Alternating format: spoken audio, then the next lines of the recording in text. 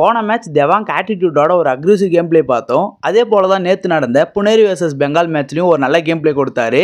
Match ஸ்டார்டிங்லாம் ஈக்குவலாக போனாலுமே பெருசாக டூ ஆர் டையே பார்க்கல. பெங்காலுக்கு டிஃபென்ஸ் சரியில்லை. தெவாங்கை வச்சுக்கிட்ட மட்டும் மேட்ச் வின் பண்ண முடியாது. புனேரி சைடில் பார்த்தோம்னா டீம் ஒர்க் நல்லா இருக்கு. அங்கே இருக்கிற எல்லாருமே ஒரு நல்ல கேம் பிளே கொடுத்தாங்க. செகண்ட் ஹாஃப்ல Puneri back to back point எடுத்தாங்க. லாஸ்ட் டைம்ல புனேரி 45 பெங்கால் 36ன்னு புனேரி பல்டன் வின் பண்ணிட்டாங்க.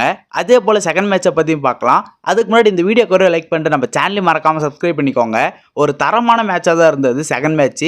ஹரியானாக்கும் யூ மும்பாக்கும் நடந்தது. ஸ்டார்டிங்ல ஹரியானால இருந்து ஃபர்ஸ்ட் 6 மினிட்லேயே back to back 4 self out முக்கியமான பிளேயர் எல்லாம் போயிட்டாங்க. அதே போல டிஃபென்ஸுமே சரியா ஒர்க் ஆகல. நவீன் எக்ஸ்பிரஸோட கேம் பிளே நல்லா இருந்தது. அதே போல யூ மும்பால அஜித்தோட கேம் பிளேவும் நல்லா இருந்தது. லாஸ்ட் மினிட்ல நவீன் எடுத்த 5 பாயிண்ட்ல பிளாஸ்ட்னு தான் சொல்லணும். ஹரியானா ஒரு தரமான கம்பேக் கொடுத்தாங்க. இந்த மேட்ச் லாஸ்ட் மினிட் மேட்ச் தான். மேட்ச் கடைசியா டை ஆகும்னு எதிர்பார்த்தோம். அதே மாதிரி டையும் ஆச்சு. உடனே டை பிரேக்கர் நடத்தினாங்க. அதுலேயுமே ஹரியானா ஒரு ஃபயரை காமிச்சாங்க. அப்பயுமே லாஸ்ட் மினிட்ல ஜெயிக்க நவீன் தான் ஒரு காரணமாக இருந்தார்.